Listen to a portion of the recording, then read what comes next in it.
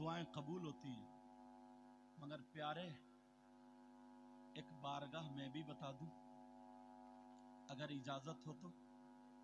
सुनना चाह रहे हो? 100 के 100% दुआ कबूल होती है। जो बारगाह मैं बताऊंगा, अगर ना हो तो मेरा दामन पकड़ लेना। दावा कर रहा हूं तो दलील भी ऐसी दूंगा कि तुम्हारी पेशानी खिल उठेंगी। जब दावा इतना बड़ा तो दलील भी।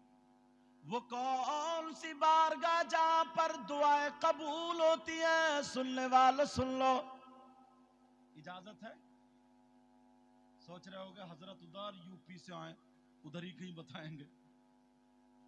प्यारो, वो कौन सी बारगाह, वो कौन सी जगह है जहां पर 100 के 100% दुआ कबूल होती है? तो लिखने वालों लिख लेना, नोट करने वालों कर लेना।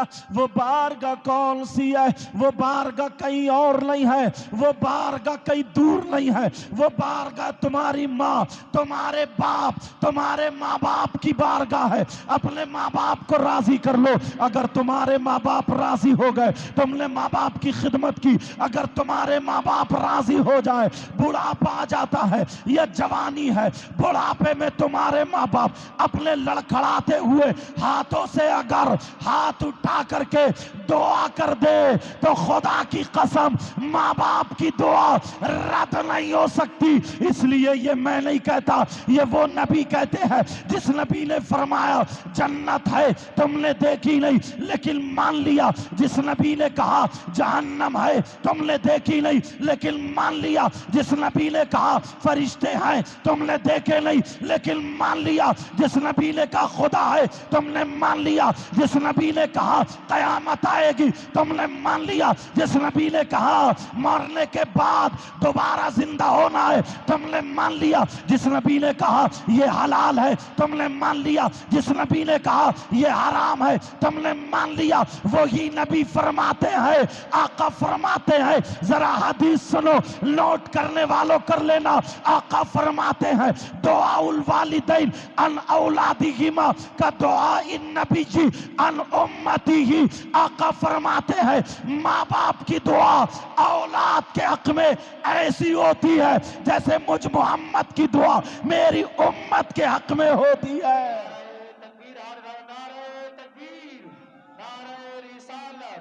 जश्न गौसुल वरा कॉन्फ्रेंस मसलके आला हजरत पैगामे आला हजरत फैजाने ताज शरिया अल्लामा सैयद मुकीमुर रहमान साहिब क़िबला।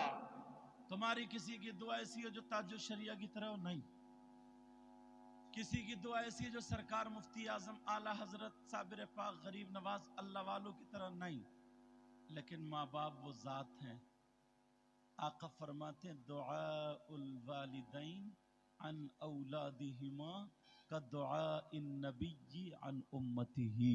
आका फरमाते हैं माँ बाप की दुआ औलाद के हक में ऐसी होती है जैसे नबी की दुआ नबी की उम्मत के हक में होती है।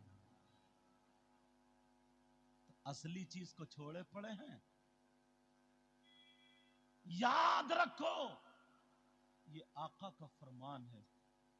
प्यारे, यहां से लेकर के यहां तक, इस तरफ तक वक्त ऐसा है, बहुत मुख्तसर बोलूंगा मगर हर बात या तो कुरान या हदीस पे लाके टेकूंगा इंशाअल्लाह।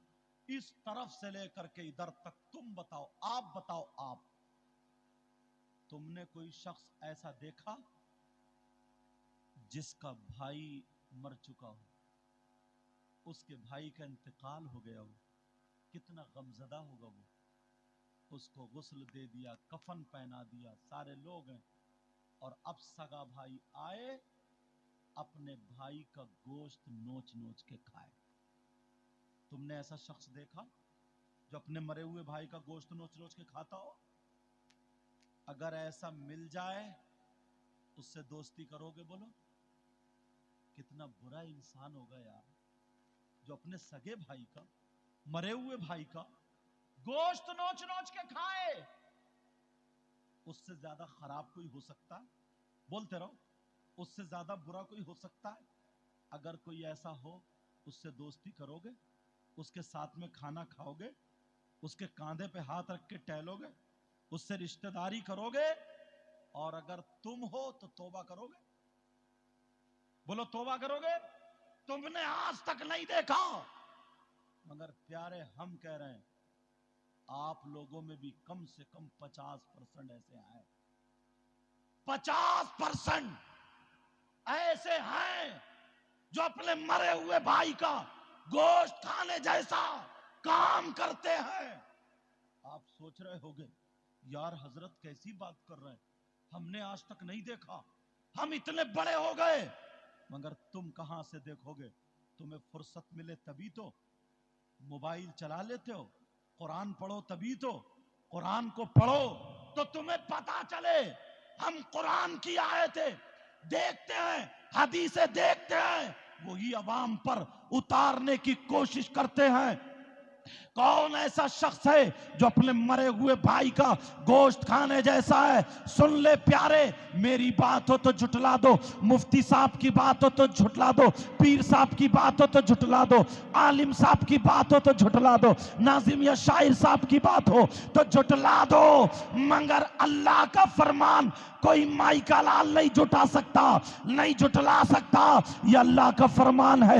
اللہ فرماتا ہے میں قرآن کی آیت پڑھوں گا، اگر غلط پڑھوں تو یہ لوگ پکڑ لیں گے، بتا دیں گے ترجمہ، تم اپنے گھر جا کر کے دیکھ لینا تمہارے اندر کتنے لوگ ایسے ہیں جو اپنے مرے ہوئے بھائی کا گوشت کھانے جیسا ہے۔ میں نے پہلے کہا تھا کہ آج شریعت مصطفیٰ کا آئینہ تمہیں دیکھنا پڑے گا، یہاں سے توبہ کر کے تمہیں جانی پڑے گی۔ آج جاؤ گے تو یہاں سے توبہ کر کے جاؤ گے۔ کون ہے جو اپنے مرے ہوئے بھائی کا گوشت کھانے جیسا ہے؟ تو سنو، میں قرآن کی آیت پڑھتا ہوں۔ اللہ فرماتا ہے بسم اللہ الرحمن الرحیم ولا یغتب بعضکم بعضا ایحب احدکم ان یأکل لحم اخیہ میتا فکریہتموہ۔ ان سے پوچھو کیا قرآن کی آیت نہیں ہے؟ قرآن کی آیت ہے، گھر جا کر کے اس کا ترجمہ دیکھو، عورتیں بھی دیکھے، تم بھی دیکھو، کنز الایمان اٹھانا، ترجمہ میں بیان کرتا ہوں، مفہوماً کر دوں تاکہ آسانی ہو جائے۔ اللہ فرماتا ہے اگر کوئی ایک دوسرے کی غیبت کرتا ہے، کوئی ایک دوسرے کی چغلی کرتا ہے، کوئی ایک دوسرے کی پیٹھ پیچھے برائی کرتا ہے، اب ذرا گریبان میں جھانکنا، چوراہوں پر کتنی غیبت ہو رہی ہے، روڈوں پہ کتنی غیبت ہو رہی ہے، گھروں میں کتنی غیبت ہو رہی ہے، ہم اور آپ ایک دوسرے کے پیچھے پڑے ہوئے ہیں، کتنی برائیاں ہو رہی ہے۔ اللہ فرماتا ہے اگر کوئی غیبت کرتا ہے، کوئی چغلی کرتا ہے، کوئی پیٹھ پیچھے برائی کرتا ہے، غیبت کرنے والا، چغلی کرنے والا، پیٹھ پیچھے برائی کرنے والا، اللہ کا فرمان ہے غیبت کرنے والا ایسا ہے جیسے مرے ہوئے بھائی کا گوشت کھانے والا۔ پیارے، آج کے بعد اپنی زبان کو قابو میں کرنا، آج کے بعد کسی کی برائی نہیں، غیبت نہیں، چغلی نہیں۔ اللہ کا فرمان ہے غیبت کرنا ایسا ہے جیسے مرے ہوئے بھائی کا گوشت کھانا۔ اللہ، کتنے لوگ ہیں، اور تم معاف کرنا، اب ہمارے مولانا لوگوں میں بھی کچھ ہیں ایسے، ہم لوگوں میں بھی یہ برائی، کسی ایک مولوی کو مدعا بنایا، گھنٹوں اس کی برائی، کسی ایک شاعر مقرر یا ناظم یا کسی پیر کو مدعا بنایا، گھنٹوں اس کی برائی، کسی ایک مدرس کو، کوئی اچھا عالم آیا، اس سے مسائل حل کرو، اس کے تجربات پوچھو، اچھی اچھی باتیں سنو، پوچھو، مگر پیارو، اللہ فرماتا ہے غیبت کرنا ایسا ہے جیسے مرے ہوئے بھائی کا گوشت کھانا۔ اللہ، ذرا سننے کی بات ہے، ابو اللیث سمرقندی لکھتے ہیں بات تمہارے لیے کڑوی ضرور چل رہی ہے، بات کڑوی ضرور چل رہی ہے۔ آپ سوچ رہے ہوگے یار ہنسی کی باتیں نہیں آ رہی ہیں، مزہ نہیں آ رہا ہے۔ پیارے، کب تک مزہ لوگے؟ آج ہم کہاں تھے کہاں چلے گئے ہیں؟ تمہیں معلوم ہے وہ قوم جو اپنے علماء سے دور ہو جاتی ہے، جو اپنے علماء سے بدظن ہو جاتی ہے، جو اپنے علماء کے خلاف ہو جاتی ہے، سمجھ لو وہ ہلاکت کے ढाई के ऊपर खड़ी हुई है, वो कौम बर्बादी के ढाई के ऊपर खड़ी हुई है, गिरने वाले ढाई के ऊपर खड़ी हुई है, वो कौम बर्बाद हो जाती है। इसी वजह से हम बर्बाद हुए हैं। लेकिन जरा प्यारो, अबुल्लैह समरकंदी लिखते हैं, मेरे नबी की बारगाह में दो औरतें आती हैं, अल्लाह अल्लाह दोनों अपने मसाइल बयान कर रही है। इतने में नबी ने फरमाया, तुम अपने मरे हुए भाई का गोश्त खा करके आई हो। दोनों एक दूसरे को देख करके आंखों में आंसू आ गए। कहने लगी, आका हमने नहीं खाया है, हमने अपने मरे हुए भाई का गोश्त नहीं खाया है। नबी ने फरमाया, तुम मरे हुए भाई का गोश्त खा के आई हो। फिर दूसरी मर्तबा कहने लगी, आका कौन बहन होगी जो अपने मरे हुए भाई का गोश्त खा लेगी। नबी ने फरमाया, तुम खा करके आई हो। दोनों कहने लगी, कसम है रब्बे जुल जलाल की, आका यकीन मानिए आज हमने गोश्त ही नहीं खाया है। अरे मरे हुए भाई का तो अलग रहा, आज हमने हलाल गोश्त भी नहीं खाया है, आज हमने सब्जी खाई थी, आका गोश्त नहीं खाया है। अबुल्लैह समरकंदी लिखते हैं, इतने में मेरे नबी उठ के खड़े हो जाते हैं और जलाल में आकर के कहते हैं, दोनों उठो, खड़ी हो जाओ। दोनों औरतें कांपने लगती हैं, आका के फरमान के मुताबिक खड़ी तो हो जाती हैं मगर डर जाती, अब क्या होगा, अल्लाह जाने अब क्या होगा। मेरे नबी का चेहरा लाल हो जाता है और जलाल में आकर के कहते हैं, अरे तुमने गोश्त नहीं खाया है, जाओ उधर जाओ और जाकर के अपने हल्क में उंगली डाल के कै करो, जरा पलटी करो।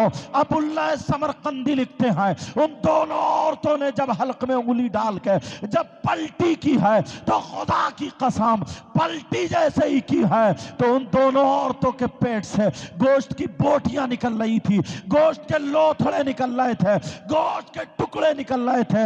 दोनों औरतें चीखने लगती हैं, दोनों औरतें बिलखने लगती हैं, दोनों औरतें रोने लगती हैं और कहने लगती हैं, आका आका माफ कर दे, मगर कसम है रब्बे काबा की, कसम है रब्बे जुल जलाल की, आका हमारी माँ पे कुर्बान, आका हमारे बाप आप पे कुर्बान, आका कायनात आपकी वजह से बनी है, हमारा तन मन धन सब कुछ आप पे कुर्बान है।